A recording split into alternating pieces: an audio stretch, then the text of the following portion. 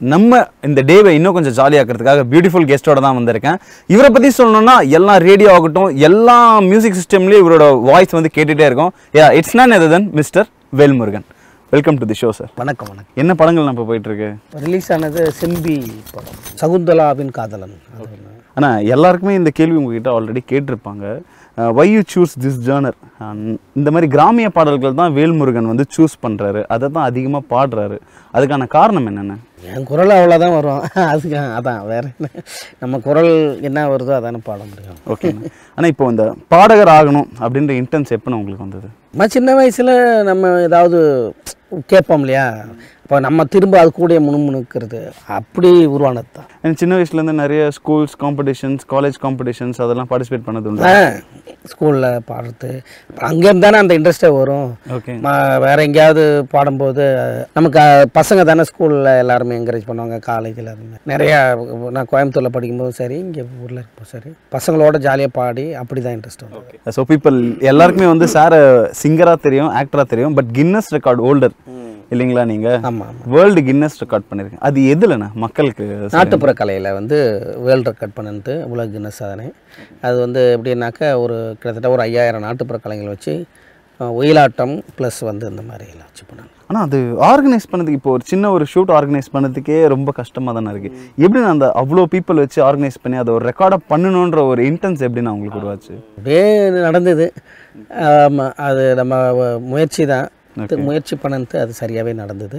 அது வந்து நிறைய விஐபிலாம் வந்து பாராட்டினா வாழ்த்துனாங்க.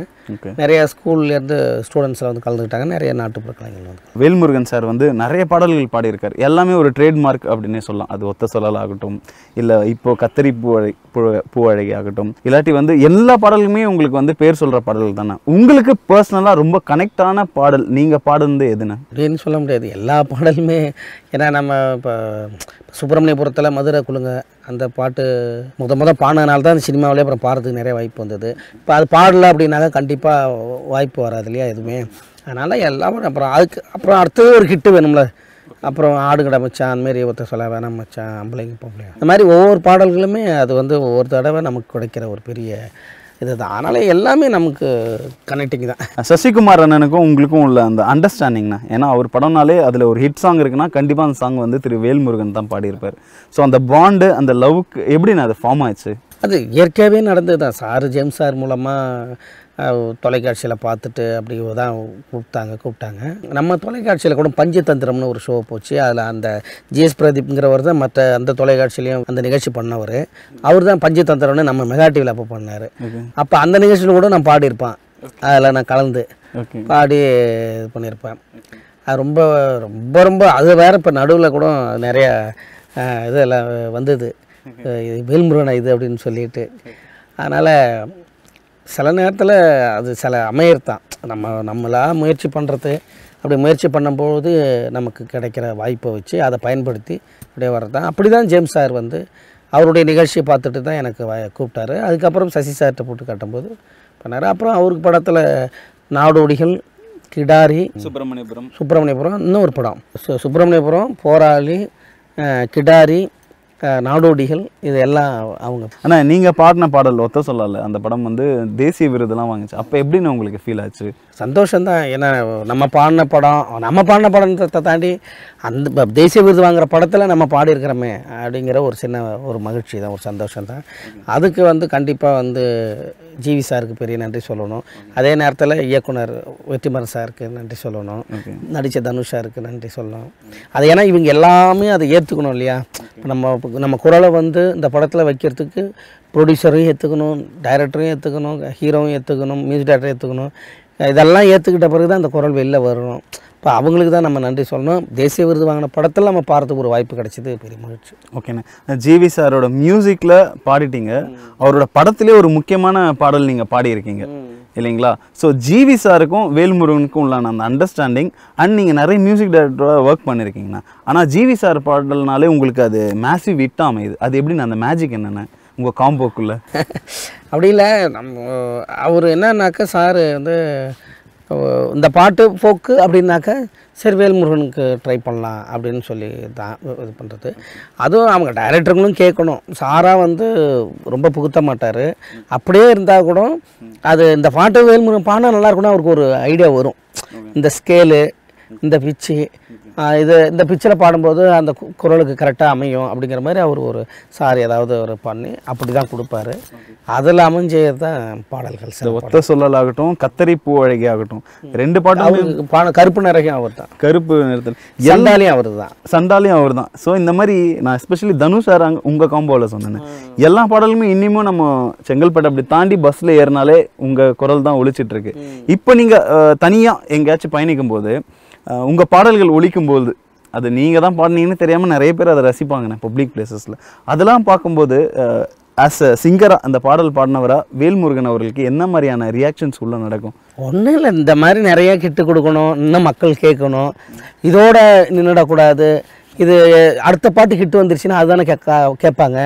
நம்ம அப்போ இன்னும் நிறைய பாடல் பாடணும் அப்படிங்கிற சிந்தனை போவோம். இப்போது புதுசாக ஒரு வோக்கல் வராங்கன்னு வச்சுக்கோங்கண்ணா, ஒரு சிங்கர், அவங்க எப்படி தன்னைத்தானே தயார்படுத்திக்கணும்ண்ணே? அதெல்லாம் நான் ஒழுங்காக பாடுறேன்னா என்ன, நீங்கள் ஒழுங்காக பாடுவதானே அவங்க கிட்ட கேட்குறேன். அப்படிலாம் இல்லை, எல்லாரும் நல்லா பாடுறாங்க, டேலண்டாக இருக்கிறாங்க, அதெல்லாம் ஒன்றும் இல்லை.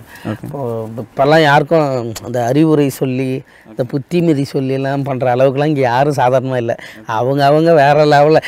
இப்போ ஏன் யூடியூப்பில் கூட பார்த்தீங்கன்னாக்கா கம்மி விவர்ஸ் இருப்பாங்க, எங்கேயோ ஒருத்தர் யூடியூப்பில் வேறு லெவலில் இருப்பார் மில்லியன் கணக்கில் அப்படின்னு பார்த்தா அப்போ அவங்க அவங்க நம்ம இது சாதாரண ஆளாக தெரியும் பார்த்தீங்களா. அப்பயே யோசிப்பேன், திறமைங்கிறது வந்து வெறும் பாடத்தில் மட்டும் இல்லை, அவங்க எப்படி மக்களை கவர் பண்ணுறாங்கங்கிறது இருக்குது. அது வந்து அவங்க வந்து நிறைய செய்கிறாங்க. அதனால் இப்போ இருக்கிற பசங்க எல்லாமே பயங்கரமாக பாடுறாங்க. நம்ம நிறைய தொலைக்காட்சியில் பாடுறாங்க. ஒரு பாடலும் பாடும்பொழுதும் சரி, ஒரு சங்கதியும் பாடும்பொழுதும் சரி, அவ்வளோ அழகாக அதை வெளிப்படுத்துகிறாங்க, கொண்டு வராங்க. அதனால் கிடைக்கிற இடத்த முயற்சி பண்ணி எது அந்த இடத்துல அழகாக ப்ரெசென்ட் பண்ணணும், அவ்வளோதான். ஓகேண்ணா. ஆனால் நீங்கள் திரைப்படங்களில் பாடுறதுக்கு முன்னாடி தொலைக்காட்சிகளில் பாடிட்டு இருந்தீங்க இல்லைங்களா? ஒரு டிரான்ஸ்ஃபர்மேஷன் தான். ஃபிலிம்ஸில் பாடுறதுக்கும் டிவி ஷோஸில் பாடுறதுக்கும் என்னென்ன டிஃப்ரெண்ட்டு? நீங்கள் உங்களை எப்படி மோல்ட் பண்ணி மாற்றிக்கிட்டீங்க? டிவியில் பாடும்போது அது வந்து எப்படின்னாக்கா அப்போல்லாம் யூடியூப் கிடையாது. இப்போல்லாவது உங்களுக்கு எப்போ பார்த்தாலும் எது பண்ணாலும் யூடியூப்பில் அப்படியே இருக்கும், நீங்கள் எப்போவும் பார்த்துக்கலாம். அப்போல்லாம் யூடியூப் கிடையாது. நான் வந்து ஒன்ஸ் ஆனர் ஆச்சுன்னா ஆமாம். ஆனால் என்ன ஒன்றுன்னா ஒரு ஏதாவது ஜாலியாக இன்ட்ராக்ட் பண்ணி பாடுறது தானே. அது டிவியாக இருந்தாலும் சரி, மேடையாக இருந்தாலும் சரி, பப்ளிக்காக இருந்தாலும் சரி, மக்களோட மக்களை கனெக்ட் பண்ணி அங்கே ஜாலியாக பாடி அவங்கள என்ஜாய் பண்ண வைக்கிறது தான். ரெக்கார்டிங் அப்படி கிடையாது. இங்கே ரெக்கார்டிங்கில் எப்படி வேணாலும் பாட முடியாது. அவங்க அந்த மீட்டருக்குள்ளே அந்த ஸ்கேலில் அந்த லிரிக்ஸ் என்ன நமக்கு சொல்லுதோ ஃபீலிங்கு, அதுக்கப்புறம் வந்து அந்த வாய்ஸு ஸ்ட்ரக்சரு, வாய்ஸினுடைய டோன், அந்த சவுண்டிங்கு, ஒவ்வொரு இந்த இடத்துல கொஞ்சம் அழுத்தி பண்ணணும், இந்த இடத்துல கொஞ்சம் ஸ்லோவாக பண்ணணும், இந்த இடத்துல இப்படிலாம் நிறைய விஷயங்கள் இருக்கும். அதுக்கு தகுந்த மாதிரி பாடணும் இங்கே ஸ்டுடியோவில். இப்போது நல்ல சிங்கராக ட்ராவல் பண்ணிருக்கீங்க, சக்ஸஸ்ஃபுல் சிங்கராகவே நிறைய அவார்ட்ஸ் நீங்கள் வாங்கியிருக்கீங்க. இந்த மாதிரி தொடர்ந்து விருதுகளும் உங்களுக்கான அடையாளமும் கிடைச்சிட்டு தான் இருக்குது. இருந்தாலும் தொலைக்காட்சியில் ஒரு ரியாலிட்டி ஷோவில் பார்ட்டிசிபேட் பண்ணணும் அப்படின்ற ஒரு இன்ட்ரெஸ்ட் ஏன்னா உங்களுக்குள்ளே வந்தது? கொம்பனில் கருப்பு நிறத்தழகி பாடினப்போ ஒரு சுனாமியாக இது வந்தது. சென்னை பூரா தண்ணி நின்றுச்சு பார்த்தீங்களா, ஃபுல்லாக 2015. ஓகே. அதுக்கப்புறம் ஏன்னா என்னன்னு தெரியல. அதுக்கப்புறம் 2020 தான் லாக்டவுனில் சரி வாய்ப்பு கிடைக்கிதே போவோமே, சும்மா தான் வீட்டில் இருக்கணும் அப்படி. ஆனால் ஒரு காலகட்டத்தில் எந்த தொலைக்காட்சியாக இருந்தாலும் சரிங்க, அவங்க வந்து தீபாவளி வந்தாலும் நான் எல்லா சேனல்லையும் இருப்பேன், பொங்கல் வந்தாலும் இருப்பேன், வேறு நல்ல கெட்டது எந்த நாளாக இருந்தாலும், ஒரு சுதந்திர தினமும் சரி, ஒரு குடியரசு தினமாக இருந்தாலும் சரி, ஊரில் நல்ல நாள் வரக்கூடாது, ஏதாவது ஒரு தொலைக்காட்சியில் என்னுடைய ப்ரோக்ராம் இருக்கும் பாட்டு. காரணம் என்னென்னா அப்போ அந்த வரிசலாக பாடல்கள் அந்த நேரம் மதுரை குலுங்க, ஆடுகடா மச்சு ஆடுகடா, காம்பளைக்கு பொம்பளை அவசரம், போட்டது பத்தலை, சத்தியமன் எனக்கு தேவையில்லை, காஞ்சன சங்கிலி முங்கிலி, இது வேணாம் மச்சா வேணாம், பெட்ரோல் மாசம் லைட்டாக தான் வேணுமா, அப்புறம் கேடி பிள்ளாக்கில் இருக்காங்கல்ல கொஞ்சிங்கிளி பாட வச்சா, உன்னத்தான் நினைக்கையில், கருப்பு நிறத்தழகி, சண்டாலி, இந்த மாதிரி அசுரன் கத்தரிப்பு அழகி, இந்த மாதிரி ஒரு பாடலாக நமக்கு ஹிட்டு கொடுக்க கொடுக்க கொடுக்க கொடுக்க எல்லா நிகழ்ச்சியிலையும் இருப்போம். அப்போ எல்லாத்துலேயும் கூப்பிடுவாங்க. நடுவில் இந்த லாக்டவுன் வந்த உடனே சரி திரும்ப மக்கள் நம்மளை மறந்துடக்கூடாது, ஒரு ரீசார்ஜ் பண்ண மாதிரி இருக்கட்டும்ட்டு அந்த நிகழ்ச்சிக்கு போய் அப்படியே வந்தது. அவங்க அப்புறம் அதில் சும்மா தொடர்ந்து இப்போ எப்பயுமே ஒரு நிகழ்ச்சிக்கு வந்தாக்கா அடுத்து இவர் கூப்பிடலான்னு ஒரு ஞாபகம் வரும் இல்லையா, அதுதான் அந்த மாதிரி போனதான், வேற ஒன்றும் கிடையாது. ஆனால் நீங்கள் சின்ன வயசுலேருந்து நிறைய இசையமைப்பாளர்களோட பாடல்களை கேட்டு தான் வளர்ந்துருப்பீங்க இல்லைங்களா? உங்களுக்கு எப்போவுமே நினைவில் இருக்கிற ஒரு இசையமைப்பாளர் யார் அண்ட் எந்த பாடல்ண்ணே? எனக்கு பாட்டு தான் தெரியும் அப்போல்லாம், இது இசையமைப்பாளர் பெருசாக தெரியாது. ஏன்னா சின்ன வயசுலலாம் வந்து பாட்டுன்னா பார்த்தாக்கா இப்போ இந்த பக்தி பாடல் தான் நிறையா ஓடும். இப்போ அந்த விநாயகனை வினை தீர்ப்பவனி அந்த மாதிரி பாட்டு காலையில் அந்த மாதிரி போவோம். அப்புறம் வந்து சும்மா சீர்காழி ஐயா பாடல்கள் தானே நிறைய கேட்போம். அப்புறமா அந்த இது டிஎம்எஸ் ஐயா பாட்டு பாட்டும் அந்த மாதிரி சில பாடல்கள். அதுக்கப்புறம் வந்து ரொம்ப மிடில் சாங் வந்துடும். இப்போ வந்து நாங்கள்லாம் 80s அப்போ உள்ள ராஜா சார் பாடல்கள் நிறையா போடுவாங்க. அதுலேயும் அதிகமாக அந்த டைமில் வந்து விஜயன் சார் பாட்டு, முரளி சார் பாட்டு, கார்த்தி சார் பாட்டு, பிரபு சார் பாடல், இவங்க எல்லாருடைய பாடல்களாக போவோம். ரஜினி சார், கமல் சார் பாடல், இந்த மாதிரி இவங்களுடைய பாடல்கள்லாம் போகும். இதை வந்து அப்போ சத்யராஜ் சார் இவங்க பாடல்களாக போகும். அப்போ அதில் நம்ம ஏதாவது பிடிச்ச மாதிரி கேட்டு அப்படியே ஹம் பண்ணுறது, கோடையை பாடி பார்க்கறது இது அப்படின்னு சொல்லிட்டு. அதுக்கப்புறம் தான் இதுக்கெல்லாம் மியூசிக் பண்ணுறவங்க இந்த மாதிரி இருப்பாங்க அப்படின்னு. அப்போல்லாம் நமக்கு ஃபோட்டோ தெரியாது, எப்படி இருப்பாங்கன்னு தெரியாது. செவுத்தில் படம் வரைவாங்க தெரியுங்களா, ஆமாம். அப்போ தான் இவர் தான் இளையராஜா சாரா, இப்படி தான் இருப்பாரா அப்படின்னு சொல்லி செவுத்தில் ஓவியத்தை வச்சு நம்ம கண்டுபிடிப்போம் அப்போல்லாம். அப்போ இப்போ வந்து நீங்கள் ஃபோன்லேயே பக்கத்துலேயே தேட்டரில் எங்கேயா படம் பார்க்கணும்னா நம்மளை பார்ப்பாங்க. சப்போஸ் நம்ம டிஸ்டர்ப் பண்ண விட நினச்சாங்கன்னா டக்குன்னு நம்ம பேரை போட்டு டைப் பண்ணி பார்த்து பார்ப்பாங்க. அவர் தான் அப்படிம்பாங்க, அப்படியே அமைதியாக போயிடுவாங்க. அதுமாரி அப்பா வந்து நாங்கள் எல்லாம் செவுத்தில் ஓவியத்தை வச்சு தான் இவர் தான் எஸ்பிபி சார், இவர் தான் ஜெயலலிதா சார், ராஜா சார், இவர் தான் எம்எஸ்வி ஐயா அப்படின்னு கண்டுபிடிச்சி இதை பண்ணுறது. ஏன்னா நம்ம நடிகர்லாம் போஸ்டரில் விட்டுருவாங்க அந்த தேட்டருக்கு முன்னாடி, இசையமைப்பாளர்கள் தெரியாது. ஓகே. ஆனால் நிறைய ஹிட் படங்கள் கொடுத்துட்டு இருந்தீங்க, பியூட்டிஃபுல்லாக பாடிட்டு இருந்தீங்க. சிங்கராக வந்து உங்களுக்கு நல்ல ட்ராவல் தான் அப்படின்னு சொல்லணும். திடீர்னு ஆக்டராகவும் வந்து இறங்குறீங்க, கவுண்டமணி சாரோட படங்களில் நடிக்கிறீங்க. எப்படின்னா அது எப்படின்னு வாட் மேட் யூ 200 படம் நடிச்சு போட்டேன்? ஒன்றும் இல்லைங்க, சும்மா ஒரு 2-3 படம் வாய்ப்பு கிடைச்சது போயிட்டு. அது எப்படி நடிகராக ஆகணும் அப்படிலாம் ஆகணும்லாம் நினைக்கல, ஏதோ ஒரு வாய்ப்புக்காக போராடுறோம். சரி, எதாச்சும் அந்த டைரக்டர் பாவம் எதை ஏமாந்து கொடுத்துட்டாரு, போயிட்டு இருக்குது. எப்படின்னு இருந்தது ஆக்டிங், சிங்கிங்? நம்ம ஒன்றும் பெருசாலாம் நடிக்கல. ஓகே. என்ன வருதோ இயற்கை என்ன வருதோ அதான். ஆமாம், அது ஒரு நாள் வேணால் நம்ம நல்லா நடித்து மக்கள் மத்தியில் ஒரு பேர் வந்த பிறகு. தேங்க்யூண்ணா, அது வாழ்த்துக்கள்ண்ணா. ஆனால் லாஸ்ட் திங்ண்ணா, இது என்னென்னா வந்து நிறைய ஹீரோயின்ஸை பார்த்து, அவங்களோட ஜோடியை பார்த்து, திரை ஜோடியை பார்த்து உங்கள் பாடல்களை தான் ஹம் பண்ணுறாங்க, ஐ மீன் லிப் கொடுக்குறாங்க, அங்கே பாடுறாங்க. நீங்கள் உங்கள் ரியல் லைஃப்பில் சினிமாவுக்கு வரத்துக்கு முன்னாடி, உங்களுக்கு திருமணம்லாம் ஆகிறதுக்கு முன்னாடி ஊரில் இருக்கும்போது ஏதாச்சும் உங்கள் பாடல்கள் மூலிமா இம்ப்ரெஸ் பண்ண ட்ரை பண்ணியிருக்கீங்களா?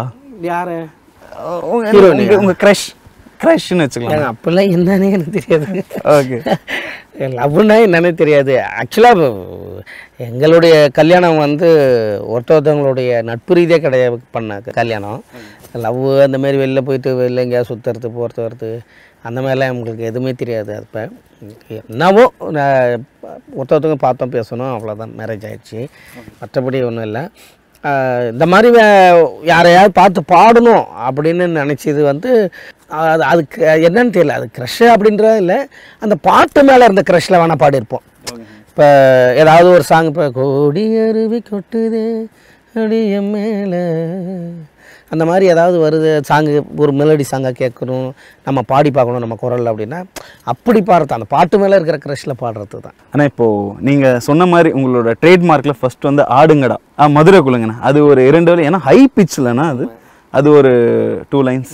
மதுரை குலுங்க குலுங்க நீ நையாண்டி பாட்டு பாடு, புழுதி பறக்க பறக்க நீ போடாத ஆட்டம் போடு, இந்த மண்ணு மணக்கிற மல்லிகைப்பூ நம்ம மனசை எடுத்து சொல்லும், வந்து நின்று ரசிக்கிற ஊரு சனம் இந்த தேரை இழுத்து செல்லும்.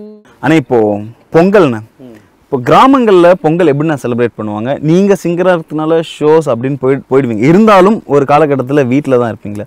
பொங்கலை நீங்கள் எப்படின்னா செலிப்ரேட் பண்ணுவீங்க? கிராமத்தில் வந்து பொங்கல் வந்து ரொம்ப உற்சாகமாக இருக்கும். ரொம்ப அது என்ன சொல்கிறது, சந்தோஷமாக எல்லா அன்னைக்கு பார்த்தீங்கன்னாக்கா ஊரே வந்து கலகலன்னு அப்படியே தேர் திருவிழா மாதிரி ஒரு மகிழ்ச்சியான தருணமாக தான் இருக்கும். இப்போ எல்லார் வீட்லேயும் வாசலில் கோலங்கள், அது அப்படியே கலகலரான கோலங்கள் இருக்கும். அந்த பூசணி பூ எட்டு வந்து அந்த சாணத்தில் வச்சு வாசலில் வச்சு போட்டு இருக்கும். அப்புறம் உலக்க இதெல்லாம் வந்து குறுக்க போட்டு வச்சுருப்பாங்க, பூசெல்லாம் வச்சு. இப்படி எல்லார் வீட்டு வாசல்லையும் இருக்கும். காரணம் என்னென்னா அந்த உலக்கைய தாண்டறது அந்த கால் எவ்வளோ அழகாக தாண்டதுக்கு ஒவ்வொரு உலக்கைக்கு நடுவில் அப்படின்னு சொல்லிட்டு அந்த மாடு ஓட்டு போகும்போது கரெக்டாக அந்த உலக்கையில் எல்லார் வீட்டிலேருந்தும் 2 உலக்கை போட்டு வைப்பாங்க, அந்த அளவு கரெக்டாக வச்சு. ஓகே. அப்படியே வரிசையில் அந்த தெருவிலேருந்து மாடு உடையிறதுன்னா கரெக்டாக, அதாவது மறந்து கால் பட்டுன்னு வச்சிச்சுன்னா அது அவுட்டு. ஓகே. அப்படி எல்லாம் இருக்கும். ஓகே. அப்படி இது பண்ணுவோம். அதுக்கப்புறம் வந்து இந்த ரேக்லார் ரேஸ்லாம் வண்டி மாடு கட்டி அதுக்கு பலூன்லாம் கட்டி கலர் அடித்து எல்லாத்தையும் வண்டியில் ஏற்றிக்கிட்டு இப்போ பாட்டி எல்லாத்தையும் அம்மா அத்தை அக்கா சித்தப்பா அந்த மாதிரி இப்போ எல்லாம் வண்டியில் ஏறிட்டு பொங்கல்னு தெரு பூரா வண்டியை ஓட்டிகிட்டு சொல்லிக்கிட்டு வர்றது, இது வந்து ஒரு உற்சாகமாக இருக்கும்.